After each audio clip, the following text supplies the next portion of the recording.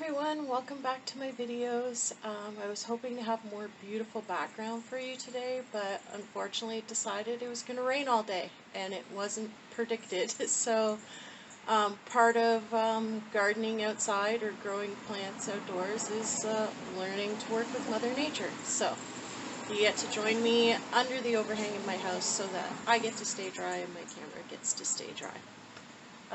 For today's topic, I'm actually covering herb planters. It was an email request from someone. As you can see here, I already have this lovely pre-made herb planter that I bought like this. It was already made. I'm not going to be keeping it like this because there is an issue with this planter that I'll get into in a few minutes when I talk specifically about herbs, the different kinds of herbs. So I'll just go over what's in this pot right now, and then I'll get into things you need to consider before you buy your plants, and then the actual execution of putting them in a pot together. So in this pot we have, this is called a Bugs Be Gone pot, and it's supposed to help ward off mosquitoes. If you look online, there's a lot of debate as to whether they actually work or not, and I figured the best way to find out would be to try it myself. So over here, this little guy, this is lemon thyme, and then this tall grass is lemon grass, and then this one over here, this is lemon balm, and then down here this is creeping rosemary, and then this one over here is citronella. You'll have to forgive me today, my brain's a little discombobulated and I seem to be having some issues with getting my thoughts out of my head in a coherent way. So I will do my best to do it without umming and ahhing too much and pausing too many times. The first thing I wanted to talk about is why put all the herbs into a planter, and it's basically just to save space. If you are growing them on a balcony or a small patio, sunny window inside your home, you're not going to want to have 5, 6, 7 different pots spread out all over the place when you can put them all into one compact place and it looks nicer. But there are a few things you have to take into consideration when putting the plants into a pot together. And the first one being is how much water do they like? Because herbs seem to be, for the most part, grouped into two categories, which is herbs that like to be dry and herbs that like to be wet or moist. So cilantro and basil are example of plants that like to be wet, and sage, thyme, and rosemary are examples of herbs that like to be dry. And if you put them all in the same pot, either all the wet ones are going to die, all the dry ones are going to die, or if you try and go for a happy medium, you might end up with all of them dying. Hi, I'm back, and this is going to be precariously edited into the middle of the videos. I mentioned before that my head was discombobulated, and apparently in recording and deleting bad takes, I accidentally deleted a good take, which was when I was talking about why the lemon balm is not good to have in a pot. And that's because this is really, it's part of the mint family, and mint family tends to be known as having plants that are very aggressive growers. If you go back and you look at previous footage of the planter when it was all together, you would have seen that this lemon balm had already taken over half the pot and was already encroaching on the lemongrass. And if I had left it in there, I probably would have ended up with a giant pot of lemon balm by the end of the season, and everything else would have been smothered out. So that's the first herb, anything in the mint family. And you can identify that because if you feel the stems, you can't really see it on the camera, but if you feel the stems, they're square. They're not round. The next herb that needs special consideration is lavender. Lavender definitely needs to go in its own pot. It does not like to be wet. It does not like humidity.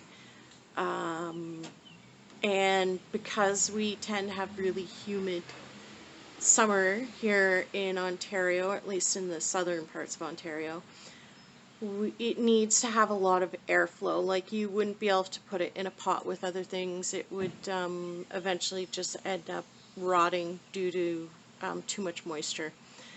So it needs to be in its own pot, and it needs to have a lot of airflow. The next herb to have special consideration for is rosemary. Rosemary apparently does not grow very well with other herbs, except for sage. Apparently it grows really well with sage, but not other ones. So that's why when I take this lemon balm out of this pot, when I take this pot apart, I'm going to replace it with, I have a couple of sage plants, and I'll put them on either side of the rosemary. One little thing I forgot, if you're putting your plants on a balcony, all balconies will be sloped ever so slightly. So it's a good idea to know where your water pools and drains. Like, if you pour some water slowly over your balcony and watch which way the water travels, whatever corner or part of your balcony it goes to and pools at, don't put your plants there. There are very few plants that like to be continuously wet. Even ones that say they like to be moist still need to dry out a little bit between waterings. So you don't want to put your plants wherever water pools. As I mentioned before, I'm going to take this pot apart and I'm going to put it in that pot there. And as you might be able to tell, that pot is a lot bigger than that pot.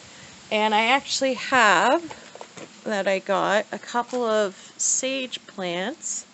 This one is pineapple sage. I'd never heard of it before. I saw it and I thought, oh, interesting, I'll try it. When you rub the leaves, it basically kind of smells like sage mixed with lemons. And then the other one I got is just a standard sage, except it's tricolor, which means it has this variegation on it, and I thought it looked pretty, and I thought it would look interesting in the pot. And the other reason why I'm putting them in such a big pot is because I want them to grow, because most of these are perennials. If not all of them, I just have to double check on that. But being perennials, I want them to grow bigger. And then at the end of the season, when I'm done with this pot, I'll either chop them all off right down to like just a little bit above the soil and stick it in my garage for the winter. The other option is maybe I'll take them out of the pot completely and plant them in the ground in the fall and see if they come back next year. So my first step is going to be filling this pot up. I already went over all of that last week in last week's video. So if you want to know how to like fill your pot up with soil properly and things like that, make sure you go back and check out last week's video. Like I showed you guys last week when I potted the tomato, normally you would just take the pots in, you would sort of place them, figure out where you want them, and then you could take them out of these and just place them on the soil and fill in around it. That being said, because we're doing a planter that's going to have like 6 different plants in it, it can be really difficult to try and keep 6 different plants in place while trying to dump soil in on top of it. So I think what I'm going to do for this one is that I'm going to finish filling this pot up to the lip here, and then I'm going to dig holes and place the plants in the holes appropriately. I'm going to take that pot apart now, and I just wanted to give you a little bit of an idea of how to do that. So, last week when I showed you how to take a plant out of a pot, I showed you just put your hand on it and then you flip it over and just sort of squeeze, and that's kind of hard when it's this big and there's this much foliage. It's really hard to find a spot to get my hand, so we're gonna just try tipping it on its side, not where the rosemary is because that drapes over the side. And we're just gonna, hopefully the weight of it, give it a couple of good smacks, and there we go. Now the reason why I want to show you guys taking this apart is because these roots are going to be tangled in with each other, and if I just stuck like a shovel in here and forced it out, I would do a lot of damage to the roots.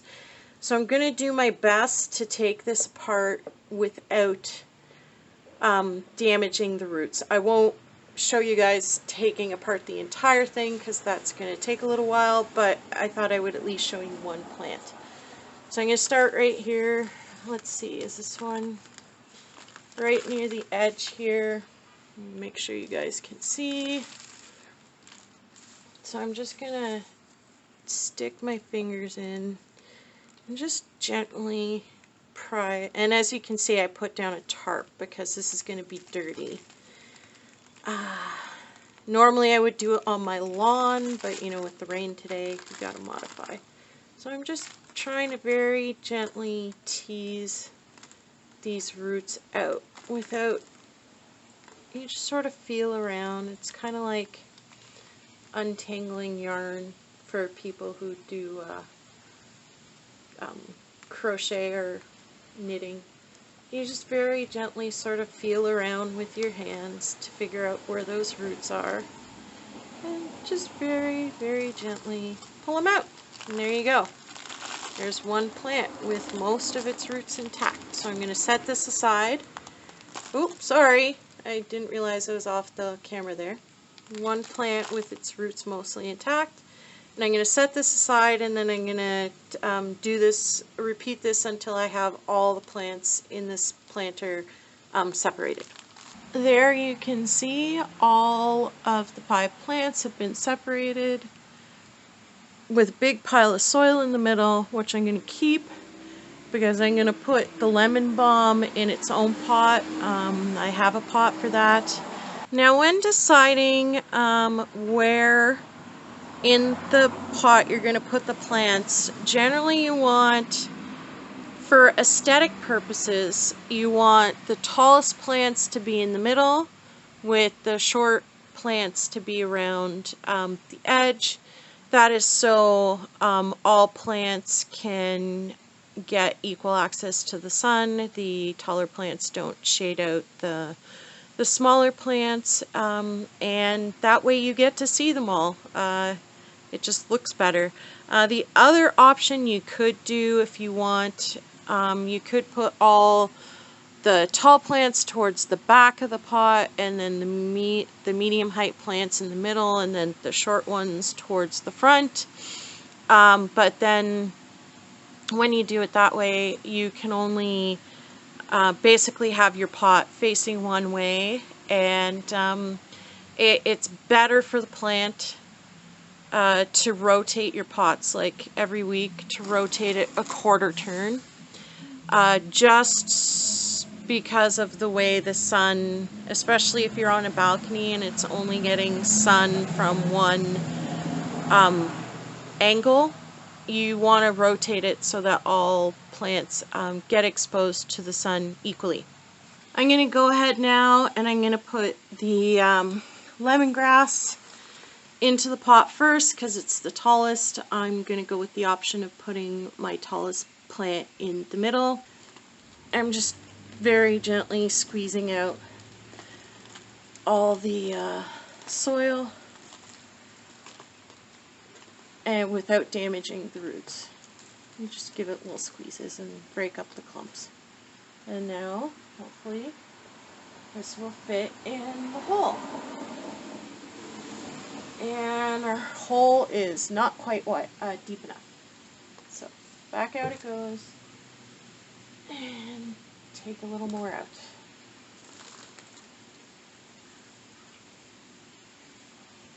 And there we go. And as I said last week, one of the most important things about putting a plant in dirt is to never increase the soil level above where it is. So I'm going to go ahead and put this plant in.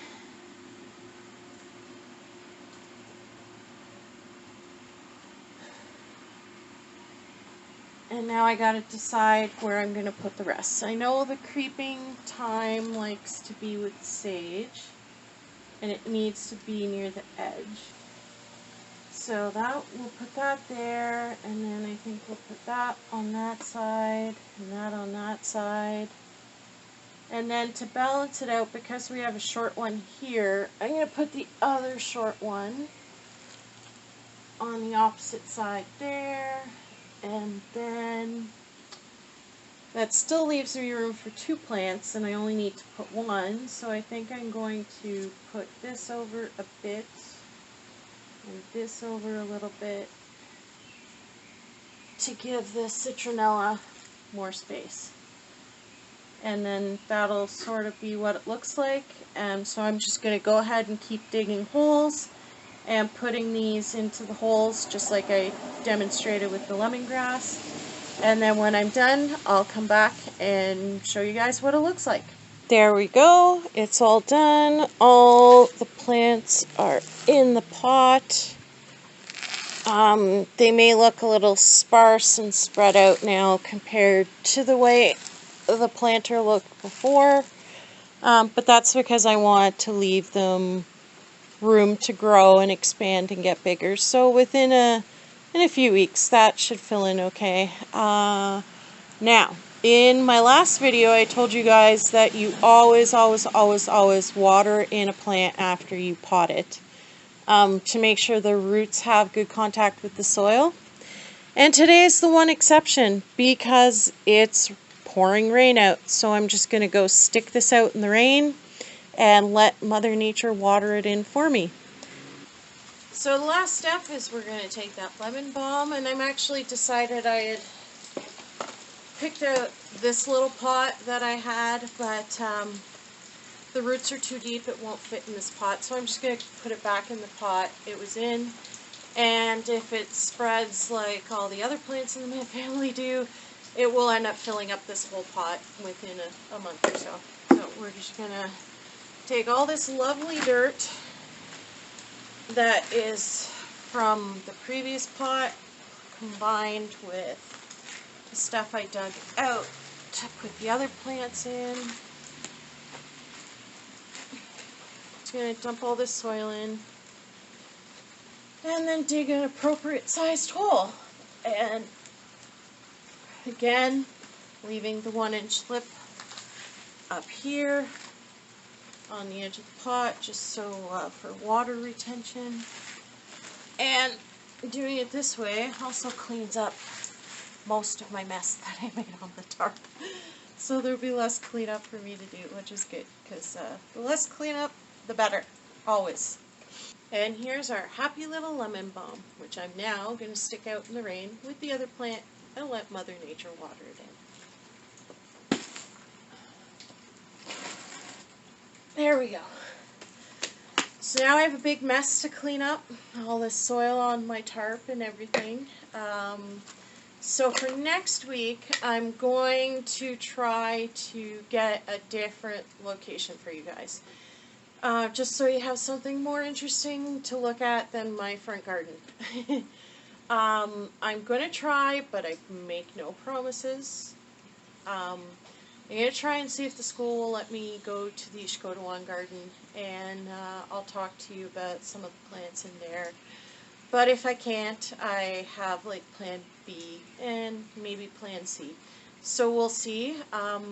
My intent for next week's video is to sort of segue into like wild foraging, wild edibles, harvesting your own food. You know, not everybody wants to grow their own stuff. Either you don't have the space, you don't have the money, but you might still like to go out and pick some plants from the wild that you can eat. So I hope to start going over some of those things with you starting next week. Unless, of course, somebody has a suggestion that I like way better. This week's video came from someone's suggestion. They emailed me and said, hey, can you do a video on this? And that's how we're here this week. So on YouTube, there's a little place underneath where I put a description of what all of the video is. And in there, I'll put the link to my professional Facebook page, my professional Instagram page, and my Gmail account. So if anyone has any questions, you can contact me. The other option is if you have questions, you can just leave them on the Mamadosin Facebook page. I do check to see if anyone leaves comments. I don't know if I can comment directly. I still have to figure that part of Facebook out. Comment directly from my professional page. But we'll see. We'll find a way to answer your questions, no matter where you put them. So for now, have a great week. I'll see you guys, hopefully see you all next week. I hope you enjoyed today. If you have any suggestions, let us know. We'll be happy to listen to them. And take care and stay safe. Bye.